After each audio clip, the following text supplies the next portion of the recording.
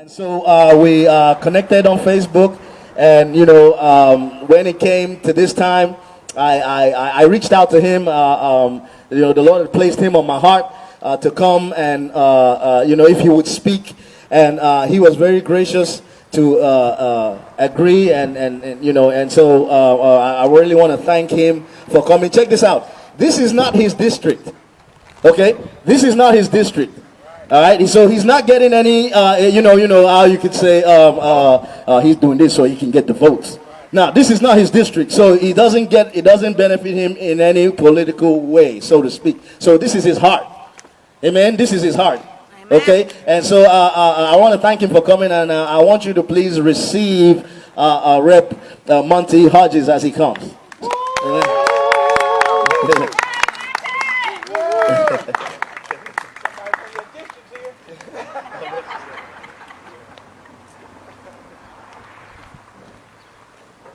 Good afternoon, everyone. Good afternoon.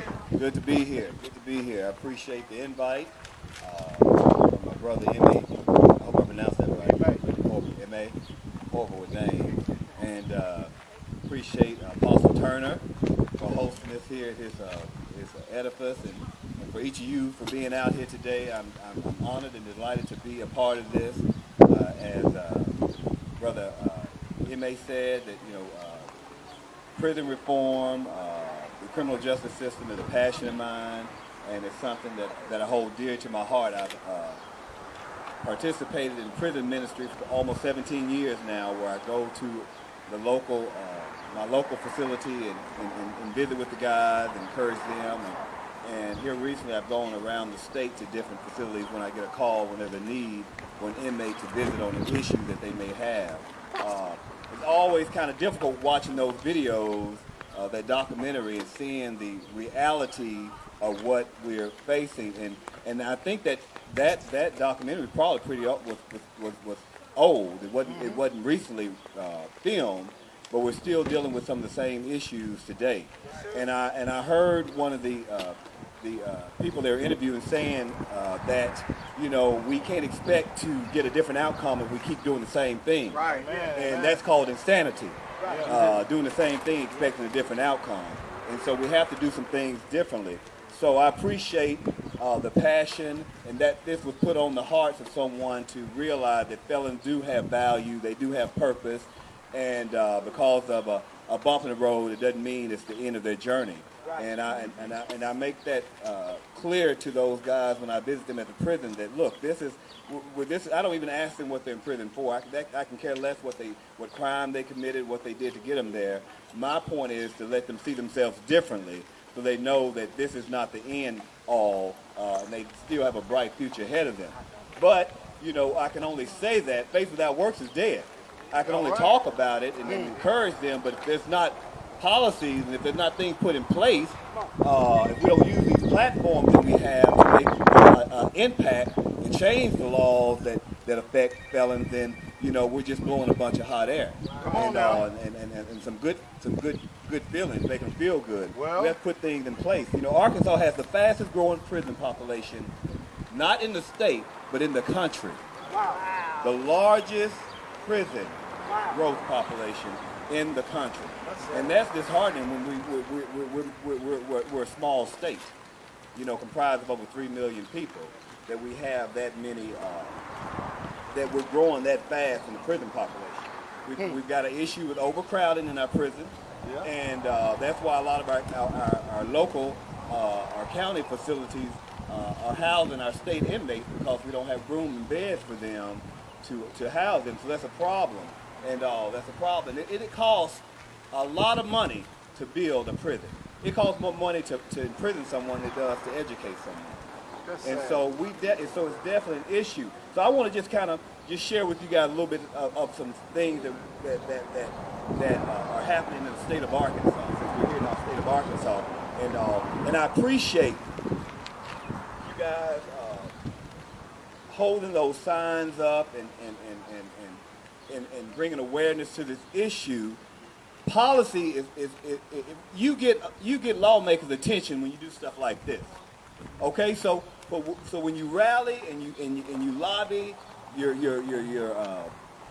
local and your state officials, it gets our attention and it draws attention to the issues that we may need to look at and to fix. We had some legislation, I never forget, a couple of years ago that was kind of discriminatory. And so it struck the nerve of the people in the state. And so they came by droves to the state capitol.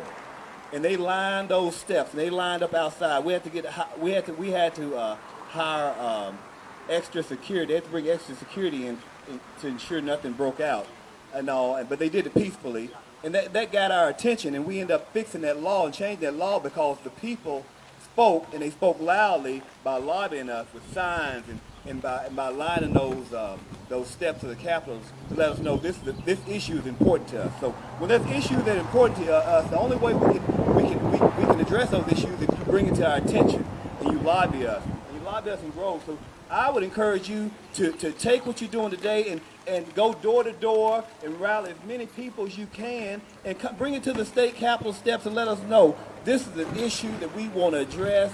We need to fix the problem that we have with our felons. They have value, and we need to make sure that we ensure that they succeed once they've gotten out of prison. So prison reform and all that is an extremely sensitive and passionate issue of mine. Current issues that we have for mass incarceration, like we saw in that film, is the war on drugs. And we know the 3 strikes you out that Clinton did back in the 90s was a big issue. And he has come back and recanted the fact that, look, I should have thought that through before I tried to pass that piece of legislation, because it's not helped anyone, but it's actually hurting. And so we know that the war on drugs has been an issue, and we're still talking about that issue today. And if we know now, we had some discussion about it in there. Now it's thank goodness that they're looking at things as a mental health issue now. So that hopefully will cut back on incarceration, and they can treat the symptoms rather than put a person in prison, because every crime does not deserve incarceration. That's right. That's right. Every crime does not deserve incarceration. And so those are things that I definitely think we ought to look at as lawmakers is does the crime fit the punishment? Right. And we need to make sure that we're incarcerating those criminals, getting those bad people off the street that are detriment to our community. But if those are harmful crimes, we should not be incarcerating, putting felons on the record. They can't vote, they can't get jobs, and all those things. And all. So that's one thing. Another thing that I think is important that we need to work with our employers and find creative ways that they can employ our felons, those that have felon records. Either provide some type of incentive or whatever we can do. Put our heads together, and that's where you guys come into play. We don't have all the answers, so we need to hear from you on some creative ways that we can draft policy and possibly see if we can get it passed to help with these issues. So working with employers is find creative ways that they can employ these guys that have felons. And I know we're making small moves in that direction. I spoke with a large employer back in my district a couple of years ago who didn't hire felons at all. And 2 years later, we sat down at the table. Now they're hiring them based on the crime that they committed. So now they are at least accepting felons. At one time, they weren't doing it at all. So that's a great thing. So the thing that we're doing, the effort that we're doing here in Arkansas, we created a legislative criminal justice oversight task force. State has embarked on data-driven justice reinvestment approach to help reduce the prison population, contain correction spending, and reinvest in strategies that can increase recidivism and increase public safety. The key stakeholders have worked together to develop policies that will reduce the prison population by limiting lengths of stay for people serving time in prison for violations of the terms of supervision, improve efficiency in delivery of criminal programming, treatment in community settings, as well as in prison to improve outcome for people on supervision and increase public safety. So those are some of the things that we're doing. We've allocated money for transitional housing for those that you have to get qualified, you got to get certified and all that to open up a transitional home. There's money out there for people that want to open up transitional homes, and how that works is is that because at one point, this is what we did in the state. We gave inmates $100 and a bus ticket and sent them out to fend for themselves.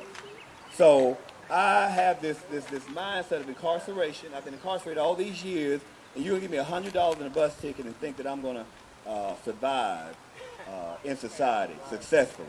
And that's the reason recidivism rates were so high, because they would reoffend because they ran into these brick walls because, you know, nobody would hire them. Right. You know, they have no skill set. That's it. They don't, you know, they've been incarcerated, so they can't function properly in society. That's it. And without somebody taking them by the hand and navigating them.